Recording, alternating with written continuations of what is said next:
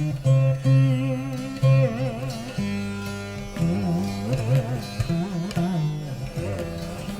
morning and welcome.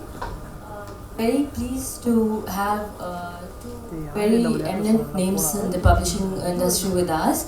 To quickly introduce you, Brit Bildoen is a Norwegian writer. She was educated as a librarian. She published her first book, which was a collection of poetry, in 1991. She's written children's books and poems and essays, and 14 novels. Her latest novel is 7 Days in August, which is what we'll be talking about mostly today. It was voted the best novel of 2014 by listeners of Norwegian Broadcasting Radio. Brit also translates, teaches creative writing and works for publishers as a literary consultant. She's also a board member of the Norwegian Pen. Kannan, to most of you in the city, doesn't need introduction. He is the proprietor of Chennai Publications from 1995 to 2010. Is presently the managing director and publisher.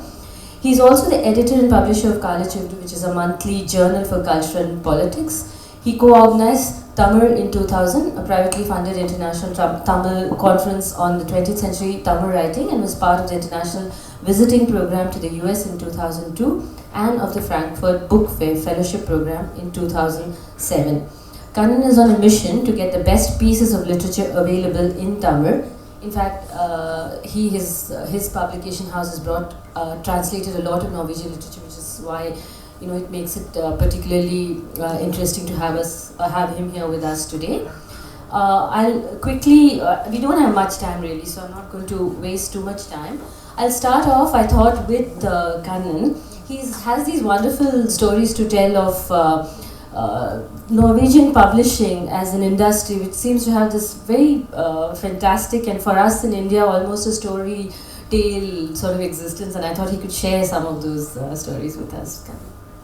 So before I answer that question, I want to thank the Hindu Lit Festival and Norla, which is the agency that promotes Norwegian literature, and in particular Prasanna Ramaswamy and Oliver Meister. So I have been working with this agency Norla for nearly 10 years, and in 2012 I had the opportunity to be part of a group of publishers who were invited from India to Norway to introduce the Norwegian publishing system for us. So what I'm going to try now is to make people who are writers, publishers, book lovers in this audience feel very jealous about Brit Bildoen, who is the honest guest today. So she comes from Norway, which I think must be the nearest thing to a utopia for book lovers. And to give you a comparison, Norway has a population that is equal to the population of Chennai city. And their publishing market economy per year is, I think, $600 million annually. And Norway has 100% literacy, and if you want to study through the public system, it is free up to the university level. So per capita income, as I could see from the figures I could get, was GDP per person in Norway is something like 65 lakh rupees. So readers have the money to buy books. And I think they have about 600 bookshops now. Why it's 600? Because the figure has slipped since 2011, and they had even more bookshops for a population of 5 million. And for renowned writers, the government guarantees the income up till retirement. And if you are a new upcoming writer, bad luck for you, you only get a grant for 5 years. And so this is basically how the government promotes writers, books, and the industry. I can go on, I have many more figures, but I think all of you are very jealous now, so that should answer the first question. So it's a dream, obviously a dream publishing world for any writer to be a part of. Imagine, getting an allowance till retirement. It's just unheard of. Brit, to come, to your book, 7 Days in August. 7 Days in August, it's Brit's book, but how a couple deals with the loss of their daughter in the terrorist shooting that happened in Utoya in Norway, and how they come to terms with that loss, and also how they come to terms with their relationship with each other. It's set over 7 days, and I was interested, Brit, in knowing, traditional societies were vastly more close-knit, and there was a lot of interaction between people, and there was a lot of openness in the ways in which we shared grief or laughter. We cried together. There were intense wakes during deaths, and in some ways, perhaps, society as a whole coped with loss.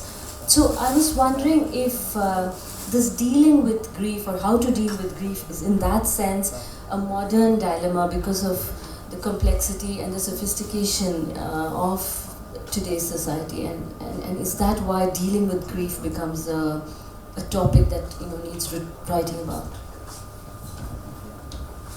An interesting question. I I think I want to start with the way Norway dealt with this terror attack, where 77 people, most of them were youngsters. There was very intense, as you said. We came together, marched with roses, and we said that our answer to this terrorist attack were a lot of love. And for the world, it looked like we dealt with this in a very, very unique and good way. But as time goes, things are looking a little bit different. So I felt that it was necessary to write this book because 1 year after the shootings, there was a trial against the assassinator. And after this trial, there was always complete silence. And I think maybe we needed a break. Maybe we needed just to breath a little and think about other things. But I missed I missed the talk about what happened and the talk about the consequences of what happened. So I felt that I had to write a book about how to deal with grief over a long time, both the personal grief and the national grief. And therefore I made a time jump. The 7 days in August are in 2019. So I had to kind of make some space for myself to write about these things. The book came out in Norway in 4 years after the terror attack, and it was, someone thought it was a bit early to make use of this terrible incident in a novel, but I think most people thought it was due time to do so. Thank you, Brit. And I think that's a sort of national grief that you speak of with widespread terrorism is something that many countries now are trying to cope with. It must have been an extremely difficult novel to write, because I heard your translator saying once that she is a mother, she has a daughter, and how she had to keep taking breaks and stop reading in order to deal with the book. And I'm a mother, I have a daughter, and I know I have to put the book down and just breathe before I can carry on. I wondered how it was for you as a writer to deal with that kind of grief over a long period of time in an intimate way, to have that as your subject material. How did you cope? Were there certain coping mechanisms as a writer that you built into this process of writing about such an intense emotion? I think you can say that over time, first I just touched upon the theme, and after a while I pushed myself further into it. So for me it took some time to do what I did, but I think it was a kind of catharsis for me to do so, and I hope it's the same for people who read it, that I feel that it can open up for some feelings, not at least the anger that we kind of suppressed the first weeks and first months after the attack. So I describe a mother who has not actually coped with this national way of dealing with the grief. She is still, after 8 years, very, very angry, and she hasn't been able to join the groups there were a lot of groups of people who lost their nearest that could come together and talk about the things that happened. Sophie isn't able to do any of these things. She is just very alone in her grief. And it was kind of interesting to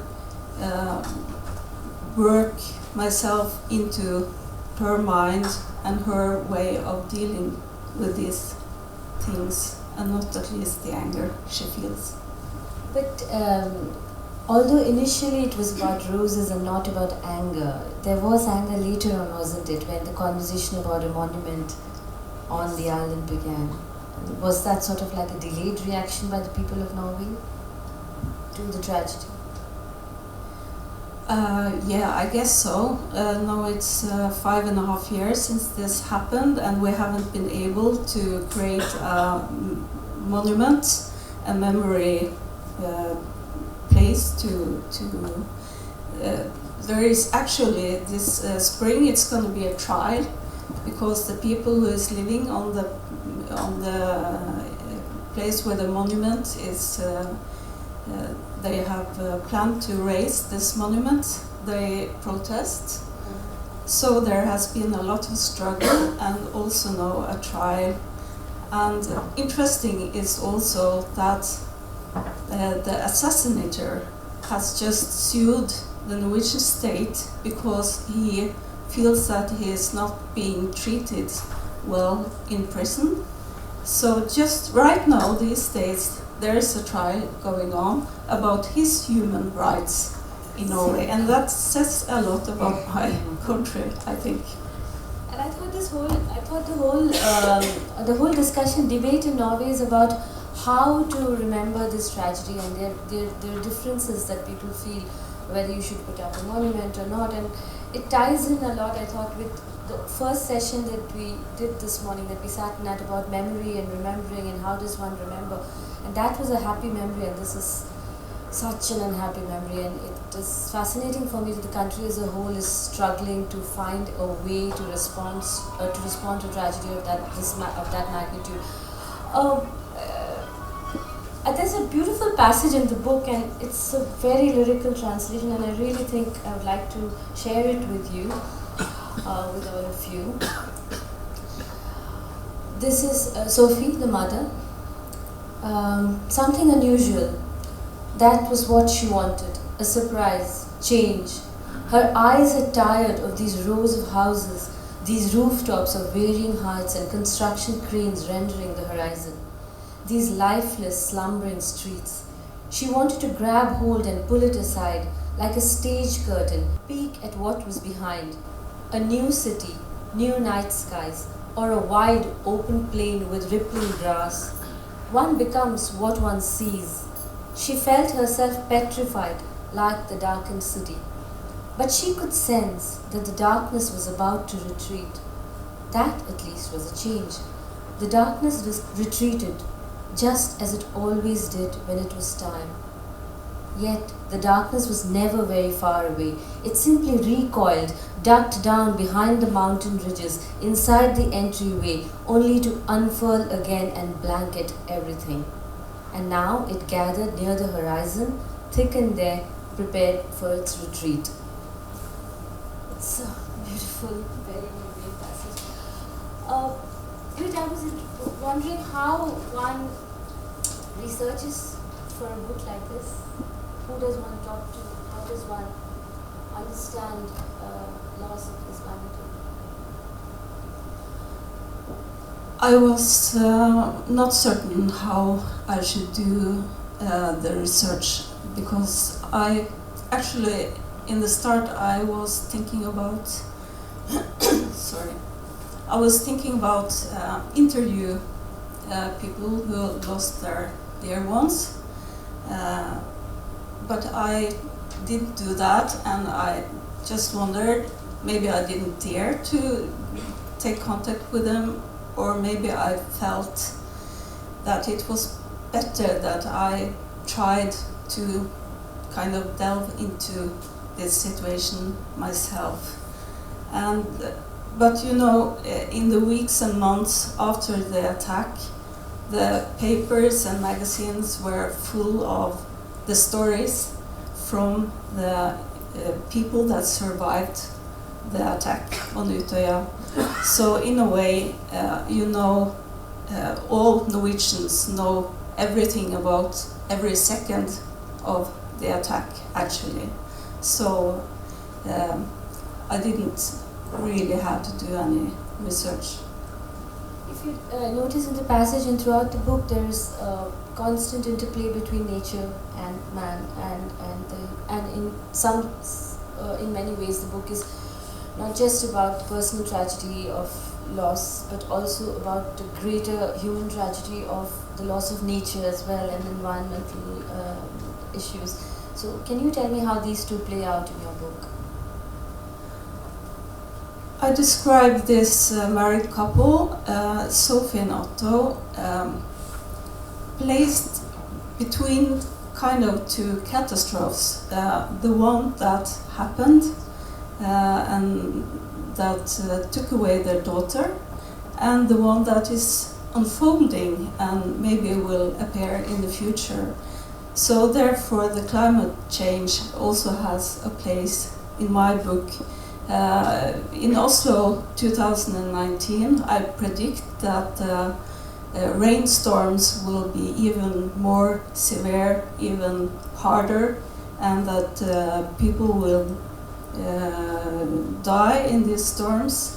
They are already, since I wrote my book just 3 years ago, or published it 3 years ago, the storms and the weather conditions has grown worse in my country, and Norway is not very one of the countries that has the worst outcome of this situation. So I think this.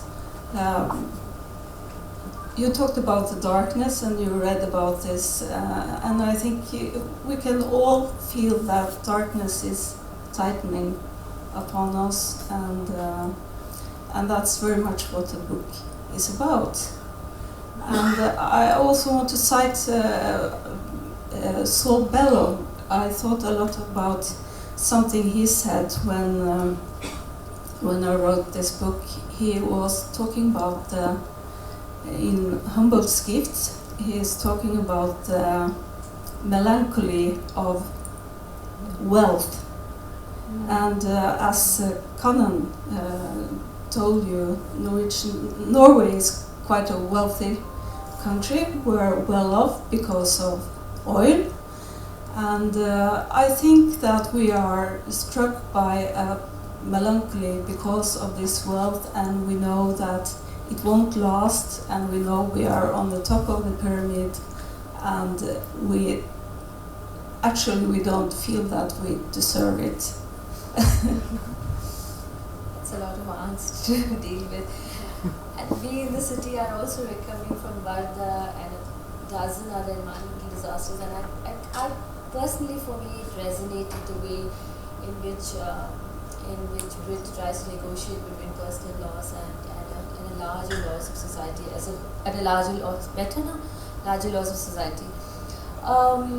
I would love to see this book translated into Tamil, I thought, Kannan, which brings me to you and your publishing house. Kannan's company has published the very famous Sophie's World. They've also done Per Peterson's Art Stealing Horses, and another book that I'm not familiar with, which is Dark Solstice, Shyness and Dignity. Kannan, I wondered, what has the reception been like among the Tamil readership for Norwegian translations? So when I was talking about the Norwegian industry, I said it is something near utopia. Why it's not utopia is because they don't have a Nobel Prize winner. So when you bring a book from, I think Kalachodu was the first publishing house, and Sophie's World and Per Peterson's Out Stealing Horses. These probably are the first books to be translated into Tamil from Norwegian writing. So when you bring in a new country, a new culture, a new language, it always helps that for the readers to take a risk and buy the book. If you can say something like, this is written by a Nobel Prize winner, or this is a Booker Prize winner, because Norwegian writers, unfortunately, are not so well known in India and even less known in Tamil.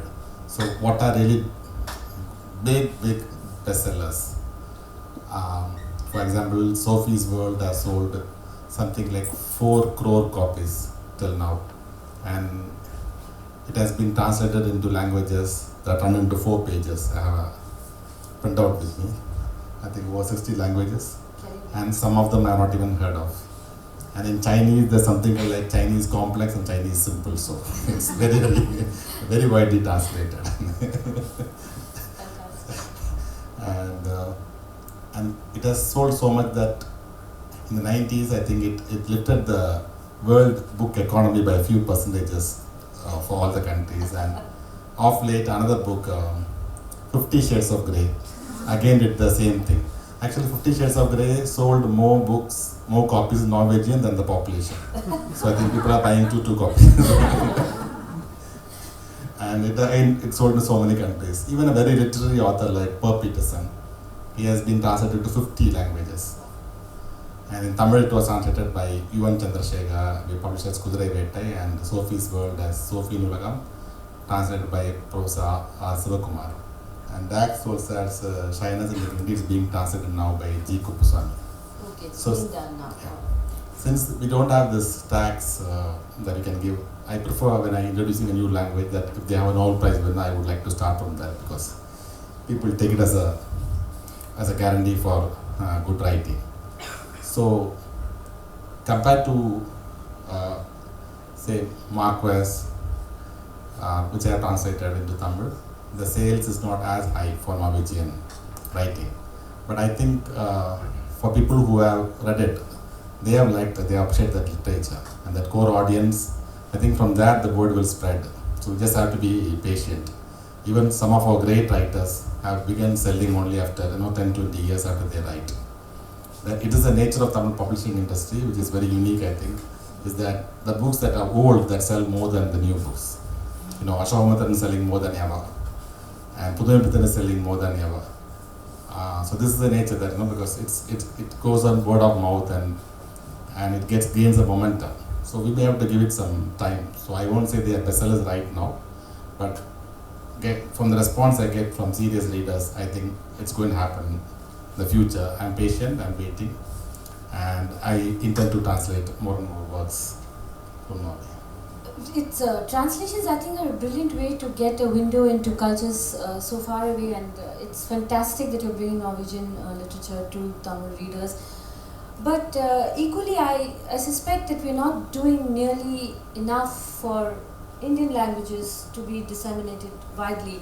And in that sense, what Norway has done for its writers and writing in Norwegian is just fantastic. The kind of the kind of interventions that have happened to take Norwegian literature to a wider audience is something that I would like to see for Indian languages, because there's some fantastic literature happening, just not enough attention paid, too much attention paid to English writing, Indian English writing, and not enough attention paid to translation. In that context, Kannan has worked with Norla for 10 years, and Norla has done a fantastic job, and I thought it'd be great if you could tell us a little bit of what the kinds of things that Norla does, and if bits of that could actually be could inspire us to do things similarly.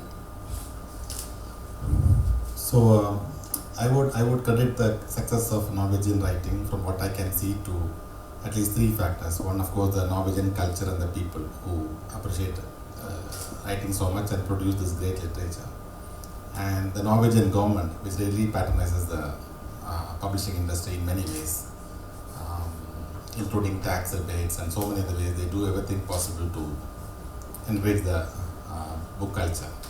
And I think this is part of their education policy. I know that there is a small group of Tamil immigrants from Sri Lanka living in Oslo and other places, and there are other Indians. So actually the Norwegian government gives them money to hold weekend classes to learn their own mother tongue.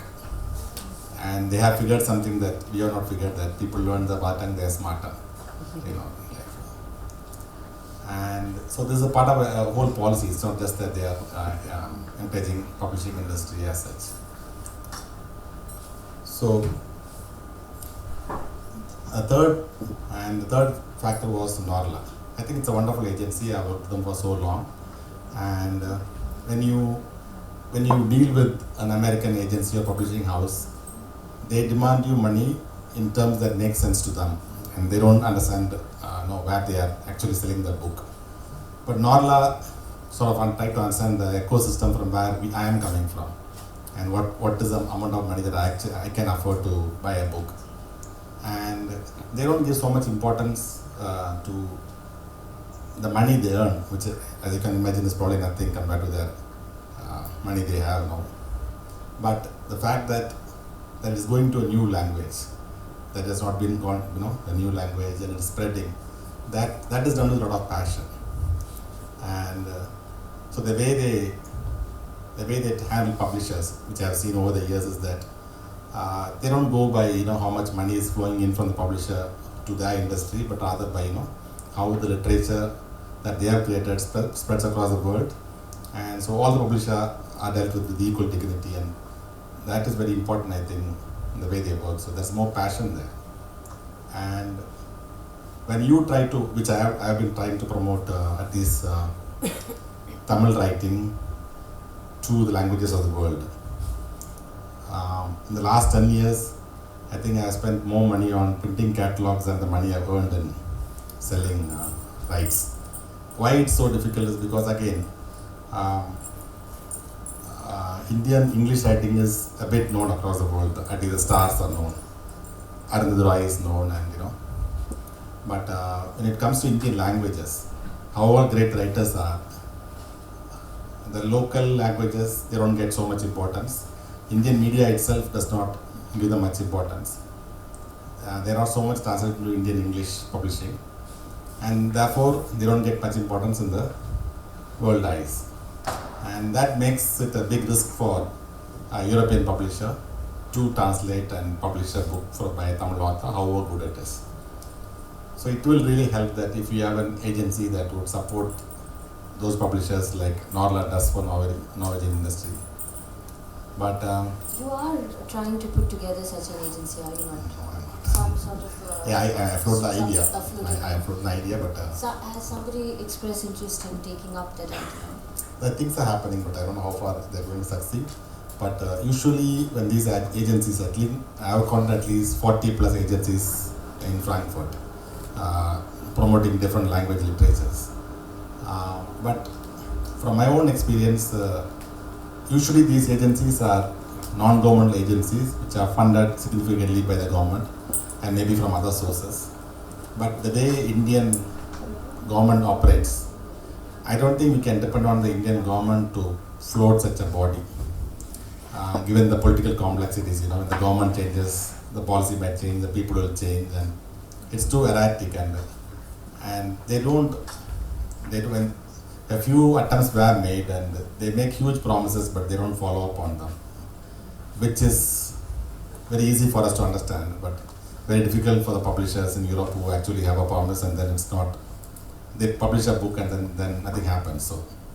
So those things have already happened with the Indian government agencies, which I don't want to go into deeply now, but I think what we need is a privately funded, passionate body that would work across Indian languages and Indian English to promote Indian writing to the world languages. I hope something comes up. I have floated an idea. I mean, this is not a new idea. I've just seen what other countries are doing to promote their writing like Norla, and I'm hoping that something might come up in India that will help us promote our writing to the world. I think it's important to know that what an agency like Norla does is to take away the fear of income from the writer's head. There is support. A writer can't be expected to worry about making a livelihood and then to keep writing, and that's what an agency like Norla does, and we don't have anything like that in India. And I find it fascinating that we constantly talk of these superficial concepts of tradition, oh my god, this is our Sanskriti, and oh my god, Jallikattu. But when it actually comes to putting money where our mouth is, which is setting up rock solid structures, budgeting those structures and having them work in order to promote exactly that tradition, our own languages. We're not just doing nearly not enough at all. Brit, how has it been with translations in Norway? How far do your books go? Can you tell me a little bit about that before I think we can ask for some questions? What he said, Norla does a wonderful job, and thanks to them, Norway is also the focus country in Frankfurt Book Fair in 2019. But this is just one level that the state supports literature in Norway. They do it by having grants for writers. They do it by buying books from every book that is published in Norway is bought from the state in 1,000 copies and distributed to the libraries. So that's a win-win situation, both for writers, publishers, and libraries. So that's a very, very good situation for all of us. And to the translations, I think we have to be grateful for Jostein Gaarder and Sophie's World, because that book opened up the doors through the whole world for Norwegian literature and created this interest in what we are doing in Norway. So that's a good thing. And another thing I have to say is that much of the interest of Norwegian or Scandinavian literature is about crime. It's the crime noir, it's called. It's a Scandinavian crime noir, and it's very popular, but not so much in India, I think, because my agent tells me that the Indian publishers, they are interested in not crime, but the other kind of books, the more social-oriented books and so on, and they are very, they want quality. So thanks for that. Thank you, Brit. Are there any questions from the audience? Yes, I would like to ask Brit, who's her favorite Norwegian writer?